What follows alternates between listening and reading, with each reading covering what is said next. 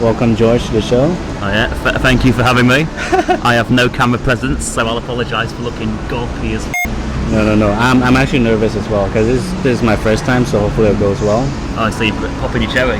Yeah. Yeah. Please do it gently. Unless you like it. Oh. Yeah. So I just got the jab today, the vaccine.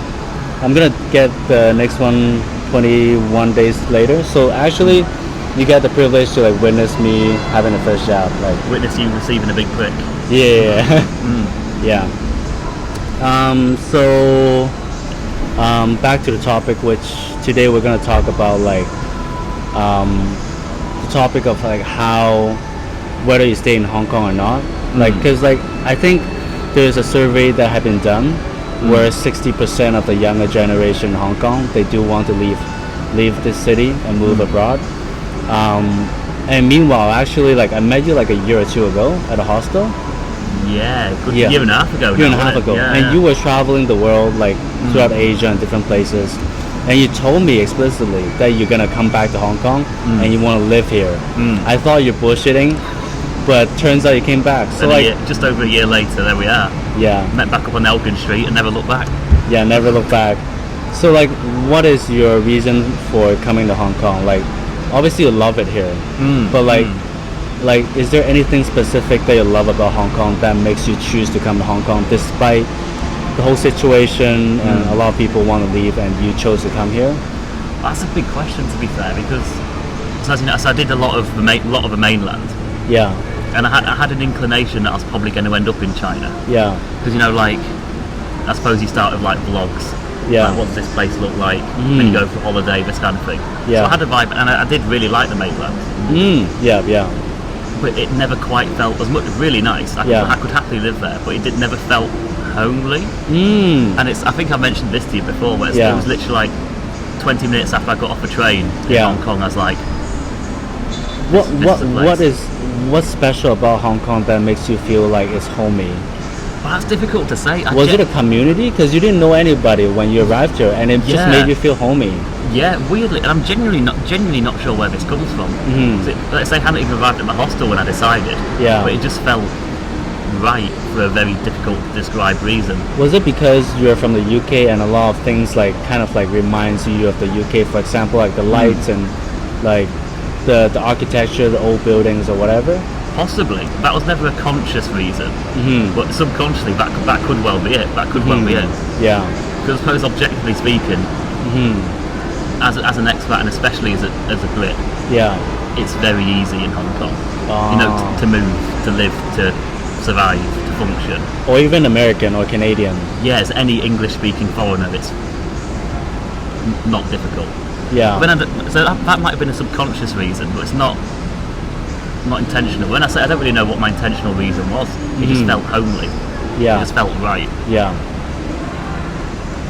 But also other than homely, it also like, does it introduce some excitement to you, like the novelty of being in a new city and the Asian like element of Hong Kong, like it does bring some excitement, right? Oh, massively, because this is such a culture shock to what I'm used to. Because before I came over to HK, I was living in a village of like 150 people. Wow. Yeah. Tiny little village in the middle of nowhere. But it's very spacious though. Yeah. It's the exact opposite of this, really. The exact opposite. Are you okay with the fact that Hong Kong is very small, like in terms of apartment and space? Yeah, which I think I'm quite grateful for, because I don't need a lot to be happy. Yeah. So my little perfect, as you all know. Yeah. Perfectly nice flat, but it is quite small. Yeah. Fine for me. The size never, except when I'm doing my washing, then it annoys me. Yeah, when you have to like hang your clothes in like a room and dangle it out the window, which is different. Apart from that, do you even trust like? Are you okay with dangling your clothes outside? Do you trust it? Like, what if it falls? Exactly. I'm so paranoid. I use 1,000 clips on each hanger to make sure it doesn't fucking fall off. Yeah. But apart from that one little niggle, no issues at all. It's plenty for me. Yeah. But also, like, would you say the fact that you're like a foreigner, an expat, like a white person, it does give you a better experience in Hong Kong? Maybe in career-wise, like, because like for an expat, getting a job in Hong Kong is like a lot easier and the salary is a lot higher. Yeah, like it sounds bad, but it's kind of, I suppose, kind of true. And Yeah. correct me if I'm wrong, but like worst case, if you're an expat, and particularly this type of expat, Yeah, this white part. yeah. You can just walk up to the learning centre and go hi, and they'll give you a job. And it's like already like above the average salary of a local So person. I think the average salary is what, like 1,400 a month, Yeah. which is like you get double that even just in a learning centre. And you might not even need a degree. Yeah, and quite a few of the teachers I know from work don't have degrees. Yeah. They've obviously got, the TEFL, and they've got Yeah. the But TEFL qualifications. actually took like, I heard someone actually could cheat the system and get it in 2 days. Yeah. Yeah, so with my TEFL, Yeah. it's something I did, because I had that year gap back in UK where I'm doing qualifications Yeah. to try to move my career over. Yeah. Cheers COVID, that went well. but I was always doing teaching qualifications as a backup, Yeah. to be sensible. Yeah. As I did my TEFL certificate with TEFL.org, I think it was, 120-hour course, Yeah. and all the questions there are multiple choice, Yeah. where it tells you what questions you got wrong, Yeah. so you can just go A. Yeah. All the ones which are wrong, B. Yeah. All the ones which are still wrong, C. Yeah. Took me 2 days. Oh, it was you that told me. Okay. might have been. Okay. Yeah, I guess like maybe that's why a lot of local Hong Kongers would love to move, because obviously, in terms of like, if like the academic scene, like in terms of exam, is very competitive. I've But heard. even if you made it to the top 10%, you still struggle in life in terms of your salary is not as high as an expat, and also like you have to work long hours and shit. Yeah, because that's genuine.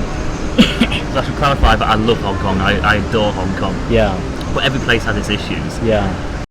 For me, the work culture is toxic here. There's no Yeah. word for it. It is fucking toxic. Yeah. And the way it's so internalized as well. Yeah. Like people just accepted it. Yeah, like, Yeah. because all our receptionists at work are like locals. And a few of the teachers Yeah. are as well, all receptionists are. And we'll always be talking about this kind of life, and that comes up. Yeah. And this is where like my view as an outsider, when I think about like European Yeah. working class history, and like our working conditions in Europe, our 8-hour work days, our rights to refuse overtime, we had to fight for that. Yeah. And like, why don't you fight for it? Yeah, nobody fights for it. They just accepted it, and it's like the norm. And the thing is, actually, in Hong Kong, like you don't want to stand out too much. Like, I've noticed that. It's like the culture's almost just to blend into the woodwork. yeah, everyone wants to about- blend in. They don't want to Yeah. stick out. Like, for example, with fashion and everything, like, you go to the States or the UK, people will like have crazy like style, whatever, and it'll be accepted. Like, people will treat them like nicely. But in Hong Kong, I have heard like, I have some friends who are like kind of like transgender. If they walk up to McDonald's or whatever, literally people will talk shit about him, and so like it is not very accepting in that way. So like for the LGBT community, it's probably harder for them. Yeah, and that's something I've only got a very small window into, because obviously I'm not gay, not Yeah. trans, I'm not an LGBT or a T. Yeah. But obviously we've got good friends who are, and Yeah. we chat about it, and it does Yeah. seem harder than the Yeah. West, for sure, Yeah. for sure. Even down to just little things like the gay drinking scene. Yeah. There's like, what, 2 gay bars in all of LKF? Like little ways that I see it. Yeah, 'Cause- and they work really hard to attract like their customers. For example, Wednesday, like every Wednesday, Pinnacle Lane, Gay. That's good. you got like unlimited vodka from 10 to 11 p.m. So like yeah, I love that place. Like Yeah. Something like Petticoat Lane. yeah, Very, very gay place. Very Yeah. unapologetically gay. yeah, But that's rare here. yeah. So just back to the topic, I think like for local young generation especially, like would you say the reason they leave Hong Kong is because it's a shithole here anyways? Might as well go to another shithole that might even treat them even better. That specific framing is interesting, because most of my local friends don't really think of it as a shithole. They think of it as more like a great city that's currently not for them. Yeah. Can you elaborate on that? Well, obviously you've got the whole yellow-blue dynamic going on. Yes. And yes. I'm not going to comment. No, we're not. And especially as a foreigner, I think in a lot of ways it's not my place to have an opinion. Yes, it's not your battle. Yeah. Yeah, but for those who are on the yellowy side, yeah, I've not met a yellow who hates Hong Kong. They all love the city, but it's Yeah. just the situation. Yeah, which weirdly is kind of also what pushed me away from the UK. You know, where you love somewhere but don't like the state of it. Yeah. Kind of thing. As you know, with my opinions on the UK, Yeah. not very favourable. Yeah. So yeah, I suppose that's my convoluted thoughts on that. Yeah, absolutely. Well, like I honestly hope like Hong Kong will get better, and then like we'll have more expats. Like in a way, like what's attractive about Hong Kong for me is like it's so international and diverse. Yeah. And you get to meet so many different people from different backgrounds. Like Yeah. if I'm living in Canada right now, I'm probably majority of the time I'm hanging with Canadians. But now I get to hang out with like UK people, American, Canadian, Russian, South African. So like you get to learn a lot more. Yeah, you do, because where I'm from is very multicultural. Like Yeah. up in Yorkshire, you've got a hell of a lot of like Pakistanis, quite a few Africans. Yeah. Spattering of East Asians, but England doesn't seem to have many anyway. But you have a few. Yeah. So it's a really multicultural place. Yeah. But Hong Kong's almost a different level because, like you say, you get everyone. It's a Every hub. person, Yeah. every flavour, anywhere is here somewhere. Yeah. Yeah. Yeah. Honestly, I hope it'll get better. Like it's already pretty good. So yeah. Well, no, that's a perspective. At risk of talking politics, it's like what's the way to say this? I do worry if a lot of the people who are leaving are going to be disappointed because the West isn't a utopia. Yeah. It's not perfect. The West has its problems. Yeah, big yeah. time. And- Look and at like the mammoth spike in like Asian hate crimes in the West. Yeah. And it's like, and if you're into free speech, Yeah. so Scotland. So as an example, the UK is getting much worse for it by the day. Scotland just criminalised memes. Memes. Like internet memes. Yeah. So if you have offensive memes on your phone, 7 years in prison Whoa. in Scotland. In Scotland. Yeah. That's insane. I don't think Yeah. that is happening in China yet. Not as far as I'm aware. I mean, Yeah. someone more informed than me could probably say. But So it's definitely nowhere near perfect and nowhere near as free or democratic as we expected. ooh, big question. I suppose it depends how democratic does one expect the UK to be. Yeah. Because I've obviously got my massive prejudices against the place from being born there, living there, raised there. Yeah.